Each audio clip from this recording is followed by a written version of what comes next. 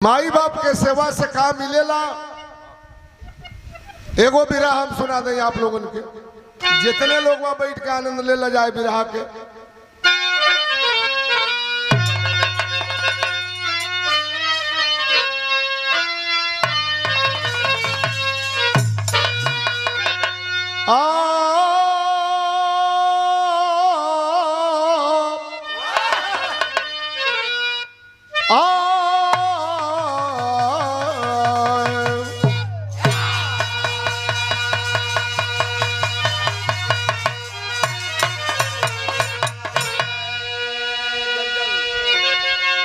जल जल पड़ी है समुंदर की धारा, साहिल जुगल से रहे किंतु दूरी, निस्वार्थ की पूर्ण इच्छा सदा है, स्वार्थी की मनसा तो रहती अधूरी, कर्तव्य अच्छा तो फल दे तो मीठा, बुराई में मानव बने बेसहूरी, शांत दिल दिमाग तो है सागर बराबर, सदा मात खाता रहा है गरूरी।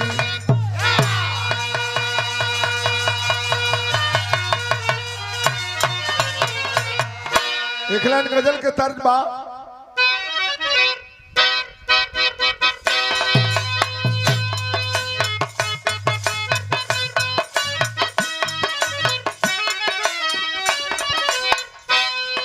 और सुन लिया है सब मैंने, सुन लिया है सब मैंने, जो तुम्हें सुनाना है।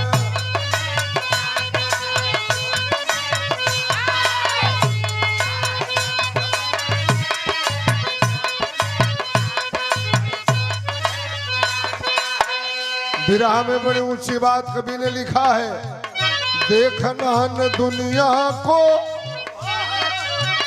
देखना न दुनिया को सरसरी निगाहों से,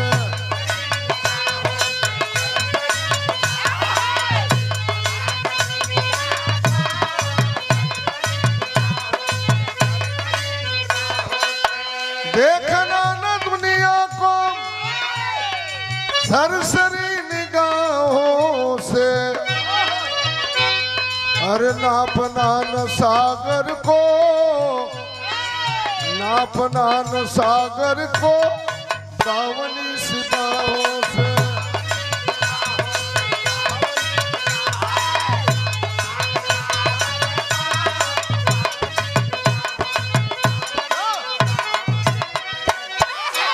भक्ति के साधना में निर्माण होता है,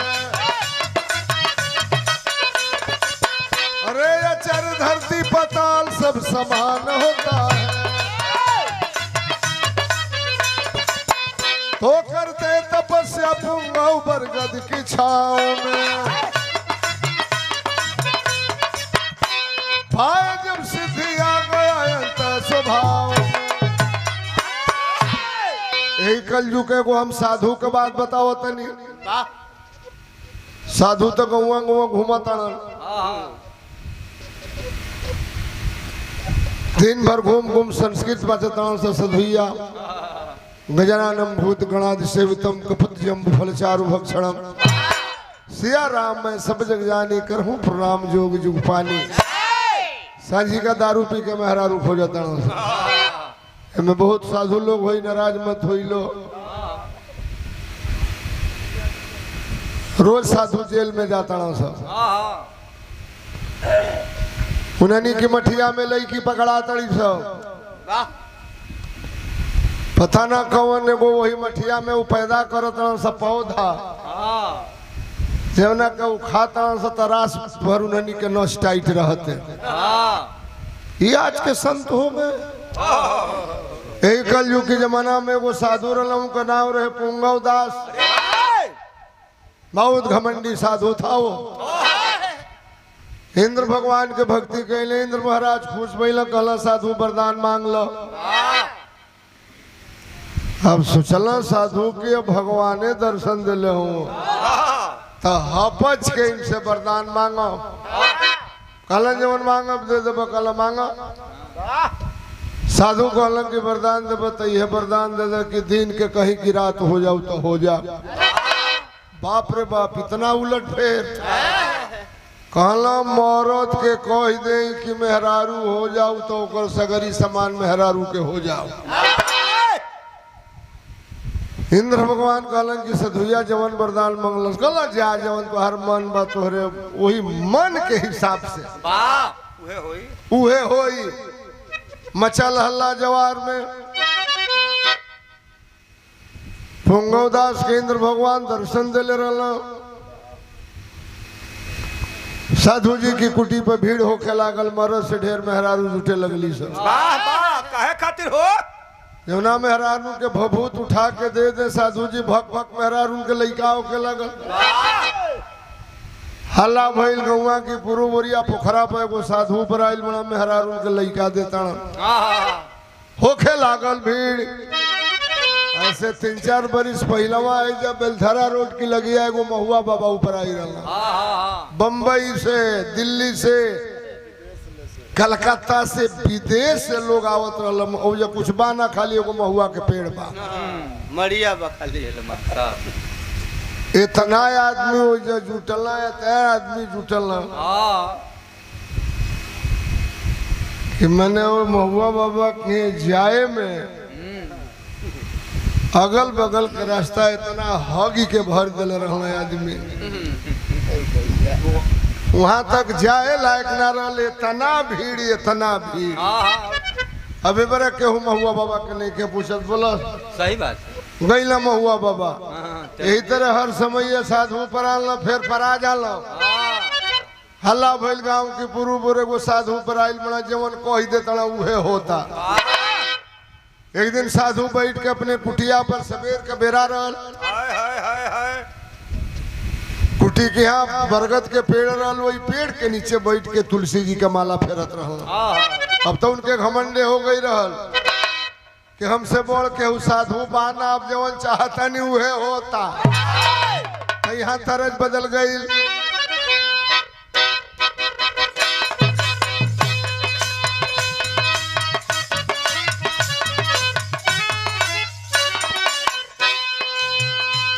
अरे ना जानू राम, ना जानू राम, विद्या कहाँ गिर गई, ना जानू राम।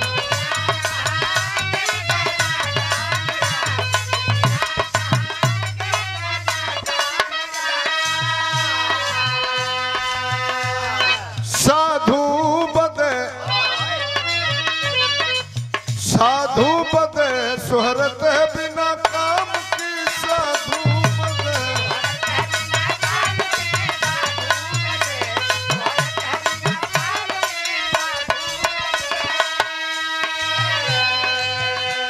अरे करते तपस्या मुनियासन जमाई कहे। साधु बदे, अरे साधु बदे चिंता न सुबह शाम की। साधु बदे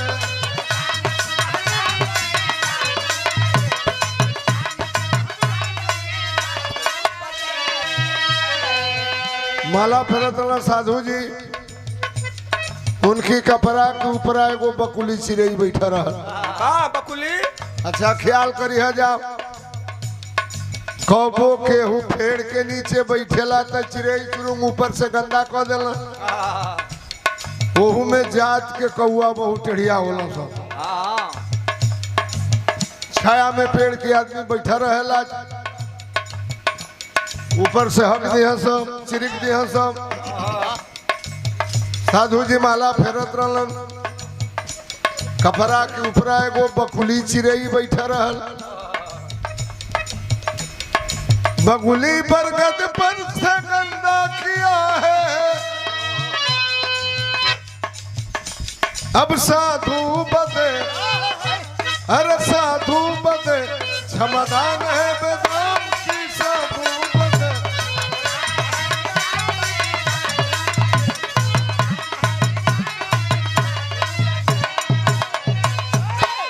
ऊपरा बैठल चिड़ै चिड़ैया के पैखाना लागल, मैदान लागल। तऊ का जानलस कि नीचवा कोनो साधु बैठल हो, जात के चिड़ै उनकी पीठी पे गंदा कर दियलस।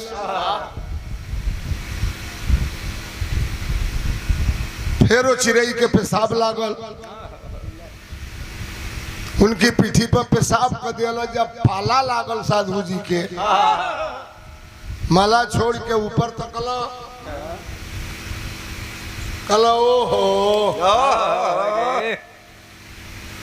आदमी तो आदमी है, चिड़ै के देखा पीठी पर झड़ा फिर दिया। श्राप दे दिया साधु ने, जाओ श्राप देता हूं, जल करके राख हो जाओ। वो तो वरदान में पौले रहलन। सामने बकुली चिड़ै पेड़ पर से गिरल और करी देह में आग लगल, झर के राख हो गई। अरे साधु क्या पाया? उस चिड़िया को जला करके क्षमा बड़न को चाहिए, छोटन को उत्पात। पीठी पर तनी गंदे न कदल रहल, माफ कदल रहता। अब साधु का और घमंड हो गया। अब कुटी पर से निकलना, झोली लिहला, सड़सा लिहला, राम नामी चादर ओढ़ना, लौकी वाली तुमड़ी लिहला, चल लिहला गांव की ओर चला। यही गांव की ओर चला, लोगन से भेंट हुई, कुछ मांग। साधु जी चल दिलन। गांव में जब पहुंचलन तो तरज बदल गई।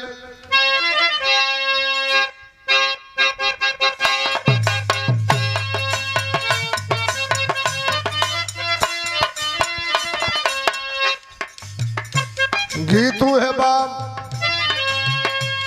बनारस जिला में गीत के मेहरारू गावेली। अपन बलमुआ की चोरी, अपन बलमुआ के चोरी, गोरी मन घुन घुना।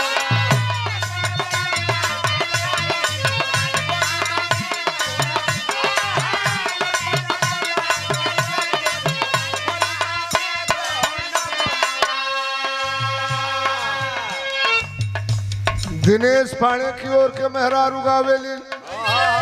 अब हम कहब नाम, रिश्तो बता दिलन, यही पर हम कई कहे के पड़ गई। मेहरारू दीदिया भैया भतारा। अरे नैहर में लागे सब भाई,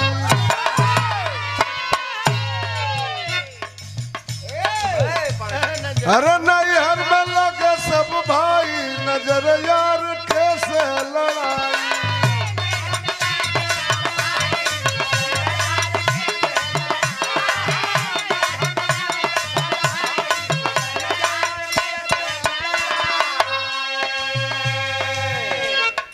भैया या भतरा के रिश्ता बा कायम,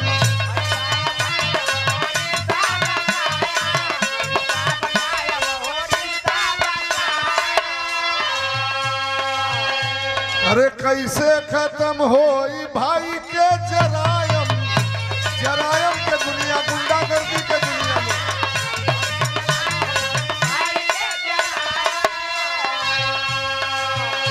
अरे केकरा से बात बतियाई,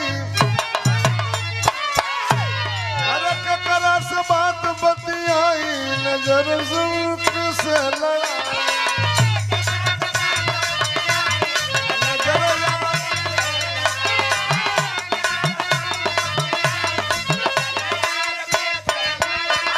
ऐसे बढ़िया भाव भी रहा के बाप। साधु जी गई ना एगो गांव में, सब कर केवाड़ी बंद हो गई। आयो दादा, इतना शराब दे के चिड़ै के जरा दिलस। काहे ने केहू से गलती हो जाए तो ओहू के जरा दे। साधु जी गई ना गांव में, तुमड़ी ले ले हुआ, लौकी के तुमड़ी, वहू में से पानी चुआ था। कहला कि हमसे बड़ा नहीं कोई, अरे हमसे बड़ा नहीं कोई, बाबा हो गई घमंडी।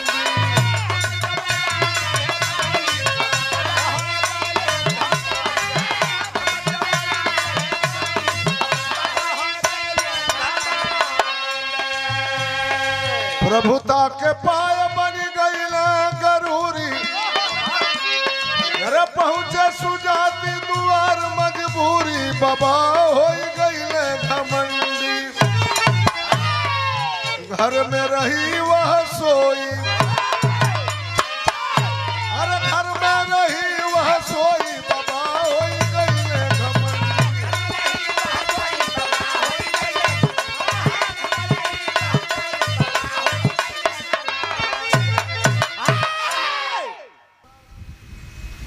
घूमत घूमत गईलाओ गांव में सबकर केवाड़ी बंद हो गई रहल।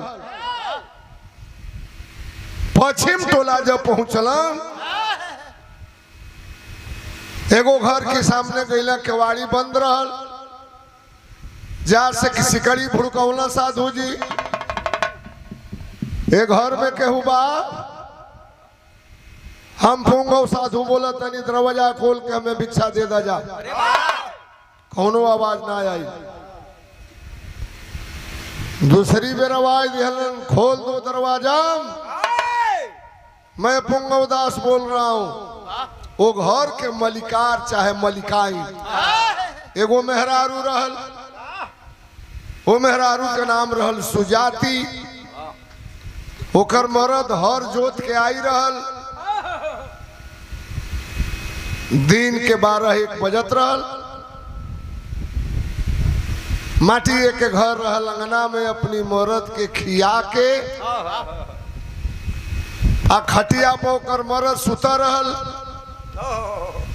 हर जोत के ओकर मरद आई रहल, अपने पति के पैर हाथ गोड़ दबावत रहल। साधु जी तीसरी बार बोलना, खोल दे दरवाजा वरना श्राप दे करके जला डालूंगा। मेहरारू अपने पति के सेवा में मगन बे। केवड़िया में तनी छेद हो गई रहल। देख लो वजह जेठ बैसाख में केवाड़ी बोर जाली सब पतरा है छेद रहल। एगो आंख बंद करके जब केवाड़ी में तकला साधु जी, मेहरारू अपनी मर्द के सेवा करत रहल, अपने मर्द के लगे सुता रहल। साधु जी कहला कि देखा तनी तू का करत अड़ू। मेहरारू भीतर से बोले थे कि वही तरह देखा केवाड़ी ना खोलब।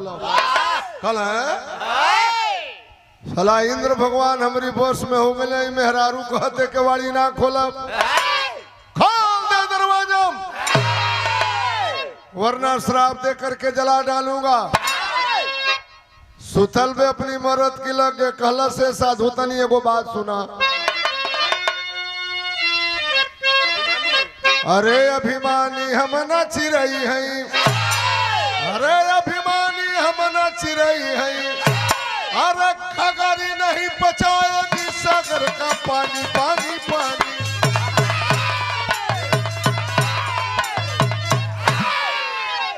अरे जिया कहला से साधु मुँह पेड़वा पके चिड़ैया ना है, जमुना के शराब दे के जरा दिहला जर के राखी हो गई। अरे वाह क्या बात है। साधु जी के कई डिग्री बुखार चढ़ी गई। सुतल में अपनी मरद की संगे ही कैसे जान गेल कि हम चिड़ई जरा के अली। हाथ जोड़ ले साधु जी कहला तोरी गोड़ पगीरा तनी तनी केवाड़ी खोल आओ बता दे कैसे जान गेले कि हम चिड़ई जरा के अली। आकर के वह सुजाती औरत दरवाजा खोलती है। अरे दुष्टपा खंडी साधु कहाँ ज्ञान को पाया तू, अपने भक्ति के जरिए केवल पंछी को जलाया तू। मैं ना जंगल की बगुली जो हमको सबक सिखा दोगे, कहाँ शक्ति तेरे अंदर जो वसुधाया झिला दोगे। केवाड़ी खोलस कलस हरे ठोंगी कुकर्मी नीच साधु। थोड़ा ज्ञान पाया वो चिड़ई के जरा देला तो हम चिड़ई ना है। तोहरी नियर के तने साधु यहाँ न जइहन, हमारे को रोवा टेढ़ ना हुई। साधु जी गोड़ पर गिर गई। कैसे जान के लेके हम चिड़ै जरा के लिए तनी बता दे। बाहरे पतिव्रता है औरत। खला साधु जानल चाहता तो सुन ला बतावत बे।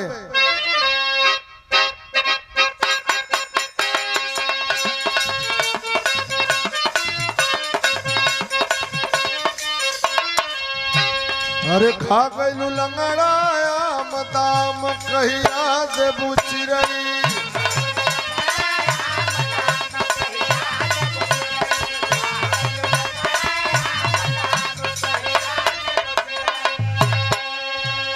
रे गोरिया तोर चढ़ली जवन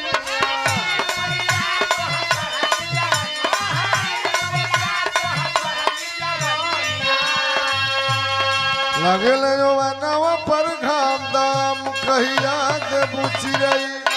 कहला साधु जानल चाहतड़ा भैला झूठे मूठे मगरूर दूर होई जइबे साधु।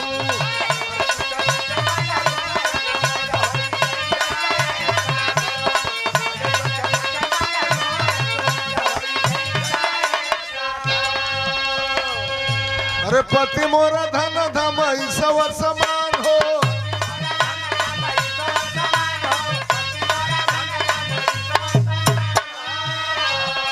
अरे यही से मिलल दिव्य ज्योति महान हो।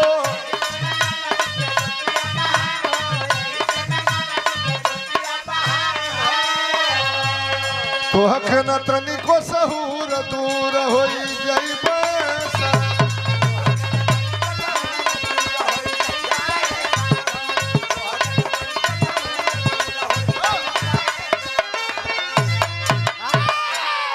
कलश अरे ढोंगी पाखंडी साधु यह न देखला कि हम अपनी मरद के लगे सुतर रही, तुम्हारी नीयत खराब हो गई। अरे पागल ढोंगी, सुतर रही तो अपनी मरद के लगे सुतर रही, दूसरा मरद के लगे ना सुतर रही। क्या बात है? हाँ सुन ला साधु, हमारी मरद से बढ़ के धरती पर न कोनो देवी देवता हो, न अरम बाबा, न बरम बाबा, न काली माई, न डाइन माई, न बकाइन माई। हमारी मरद से बढ़ के ये धरती पर केहू है नहीं खे। हमार मरद हरवा हो, हर हाकेला। हम पतिव्रता मेहरारू हो, अपनी मरद के सेवा करीला, अपनी मरद के हम भगवान मानीला। दुनिया में सब कुछ अपनी मर्दे के मानीला। मर्द के सेवा कैला से ये हमके ज्ञान मिलल बा। दुनिया में का होला है कि हम जान जाइला, हम जान गए कि तू चिड़ै जरा के आवतड़। और बोलो साधु, तुम्हारी नीयत अच्छी नहीं है। हमको देखा अपने पति के साथ मैं सोई थी, तो दूसरे पति के साथ नहीं सोई थी। मेरा पति हमारे लिए भगवान है। हर आत्मा में परमात्मा का वास होता है। क्या बात है? पति के हम सेवा करीला, इससे हमके दिव्य दृष्टि मिलल बा, ज्ञान मिलल बा के जान जाइला।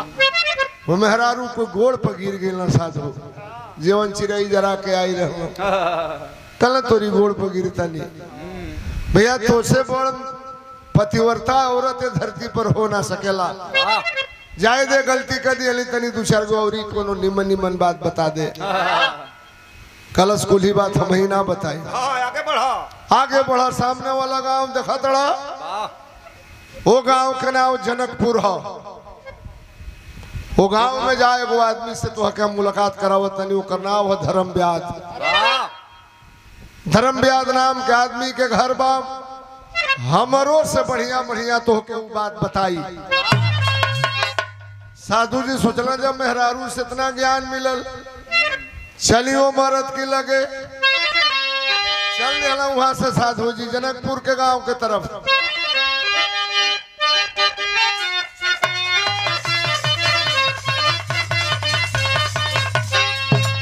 ए बाबू दिल बा फकीर, तू शरीर बा फकीरी, खाली शरीर में फकीरी न समा धर्म व्याध नाम ले जनक पूरा पहुँचे ये लोग घरवा के राह बदला जनकपुर गांव में गई ना पूछल भैया कौनो धर्म व्याध नाम के आदमी बाए गांव में लोग कहना सबसे पूर्व वही के घर बा साधु जी राम नामी चादर उड़ले हुआ।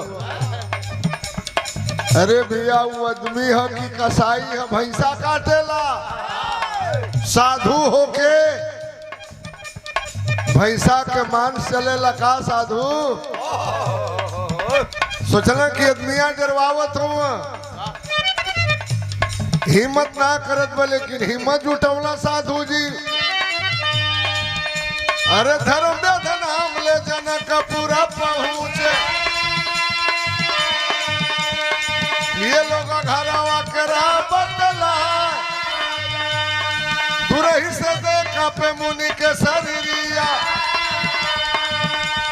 काटे धर्म व्याध अपमान से खिसिया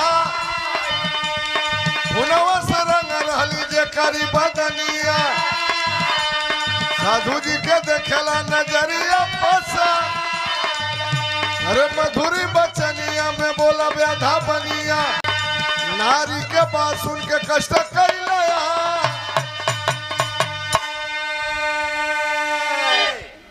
आदमी कहला चल जाओ सबसे पूर्व वही के घर बा साधु जी गई ओकरे घर के सामने सचो के कसाई रहल 10-20 को भैंसा बनले रहल हथियार लेके भैंसा काटत रहलू कसाई साधु जी गई देखला कहला अरे बाप रे बाप वो मेहरारू हमके कौना नरक में भेज दियलस पीछे लौट के साधु जी भागे लगलन भैंसा काटल छोड़ के वो कसाई गलस अरे महाराज साधु अरे बाबा एगो मेहरारू की कहला पे इतना कष्ट करके अइला अब बिना हमसे कुछ पूछले भागल जाता साधु जी के गोलकी चल गई भीतर एकदम बराबर इतना डर हो गए सलाई काटा था भैंसा ई कैसे जान गए कि एगो मेहरारू की कहला पे जो हम अली कहलो से साधु हमें तने नहीं खे जाना आई दारा बढ़ौले बड़ा आई त्रिपुण लगौले बड़ा हमें तने नहीं खे जाना तमें तनो जाना तनी कि तू चिरई जरा के वो मेहरारू के लगे गईला वो मेहरारू तो के हमारी लगे भेजल झोरी या तुमड़ा तुमड़ी फेंक के सड़ा सा साधु जी ओकरी गोड़ पर गिर गई कहला भैया हो भैया काटा तड़ा भैंसा तू तो हमसे भी बड़ा संत हो गया कैसे जनल भैया की मेहरारू की कहला पे चिरई जरा के जमैली साधु जी के बाही पकड़ला सुकसाई ले गई अपना कोठरी में दूगो तस्वीर फोटो टांगा रहो करी कोठरी में कहला साधु जी का देखा तड़ा कहला कोनो मरद के फोटो है कहलस कि कोनो मरद के ना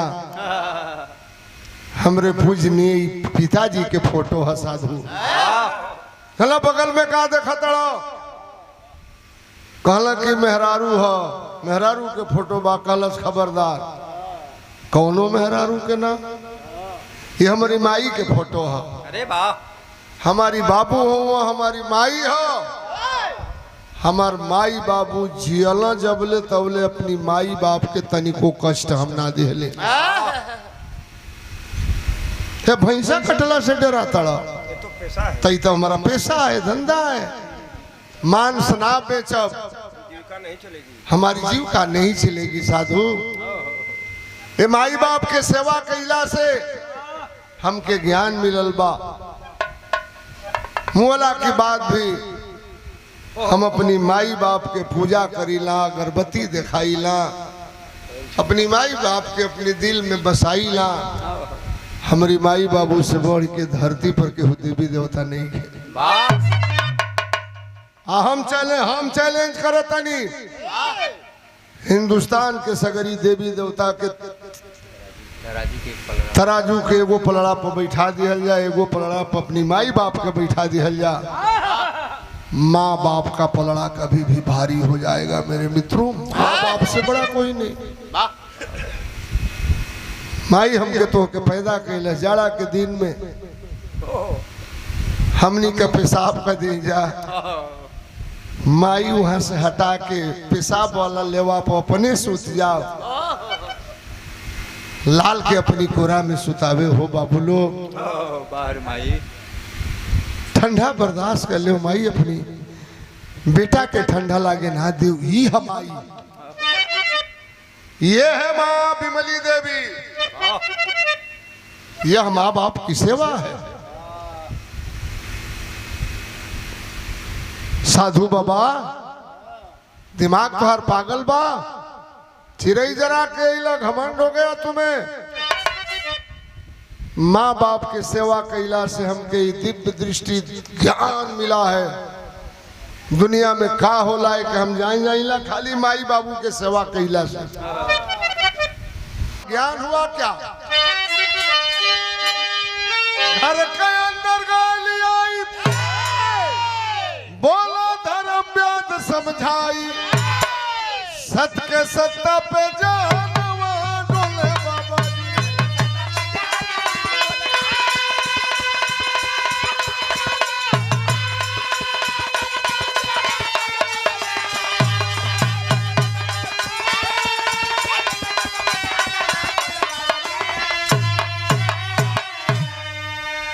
माता पिता की सेवा करना मेरी असल कमाई, इसी कमल पर सब कुछ देखूं दिव्य दृष्टि फैलाई। जड़ा माटी के सुगंधवा ढोले बाबा जी।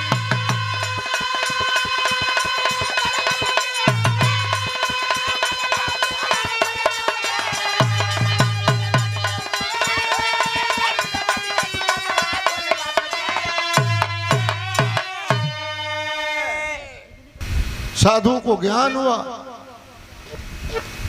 माँ बाप से बड़ा धरती पर कोई है नहीं। हम भी प्रार्थना करेंगे, अपने माँ बाप की सेवा कीजिएगा आप लोग। हमार तो माई बाबू दुनिया ना मरी गई लो, हम 5 बरिस के रहनी तो बाबू मुआला,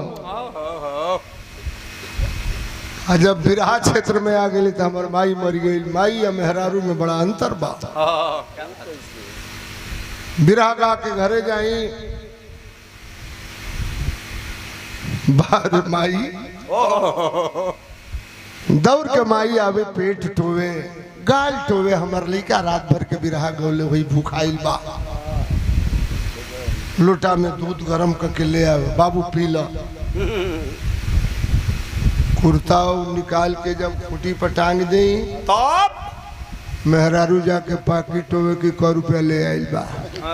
इतना अंतर है, कितना अंतर है माँ और औरत में। देखने के बाद लगा बिमली माँ कैसी होगी ये माँ। हरा भरा परिवार छोड़ करके चली गई। तो मेरे मित्रों, माँ बाप का कभी अनादर मत करना। ला करे चोरी चमारी बेईमानी सब कर ले भाई भाई के साथ, लेकिन माँ बाप की सेवा, जिनके माँ बाप जिंदा हैं उनकी सेवा करते रहिएगा। यही हमारी विनती है। आखिरी लाइन है, कुसुम परा गुरु जदू देव बाला पूज हमारे, गंगा काशी तेजन के संग सुरंदर रंग पसार। अरे अभिमानी हम न चिराई है, बोला की कविता को